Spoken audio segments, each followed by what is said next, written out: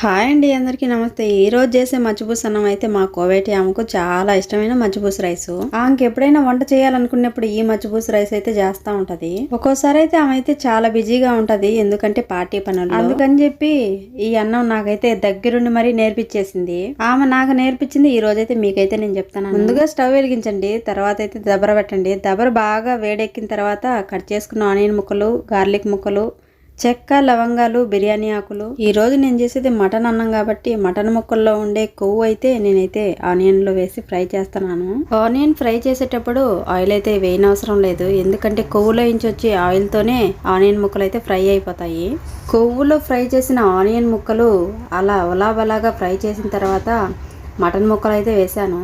Mutton ముక్కలు బాగా గమనించండి. మటన్ ముక్కను అయితే హాట్ వాటర్లో 5 నిమిషాలు లేదా 10 నిమిషాలు అయితే ఉంచండి. తర్వాత అయితే మటన్ ముక్కలను అయితే వేయాలి. తర్వాత కట్ చేసుకున్న టమాటా ముక్కల్ని, 2 పచ్చిమిర్చిలు కూడా వేసాను.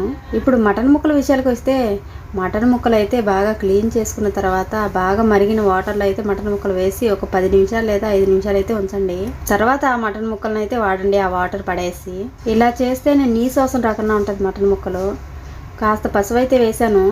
ఇప్పుడు వేసుకున్న మసాలా మటన్ ముక్కలు బాగా ఫ్రై చేసుకొని ఒక 5-6 నిమిషాలు తర్వాత అయితే హాట్ వాటర్ వేసి 2 గంటల సేపు మటన్ ముక్కలను అయితే ఉడకనివ్వాలి. మటన్ ముక్కలు ఉడికేటప్పుడు సాల్ట్ వేసుకుంటే 2 గంటల సేపు ఉడికిన మటన్ ముక్కలు అనేది టేస్ట్ అయితే ఉంటుంది. కానీ తొందరగా మటన్ ముక్కలు ఉడకాలి అంటే సాల్ట్ అయితే వేయద్దు. లాస్ట్లో ఒక అర్ధగంట ముందు అయితే వేస్తే సరిపోతుంది. తొందరగా మటన్ ముక్కలు ఉడకాలి అని అనుకున్న వాళ్ళకైతే 2 గంటల సేపు ఉడికిన మటన్ ముక్కల్లో వాటర్ అయితే తగ్గిపోతాయి. ఆ తర్వాత రైస్కి సరిపడా ఉన్నాయా లేదా చూసుకొని, సాల్ట్ ఉందా లేదా చూసుకొని రైస్ అయితే వేయాలి.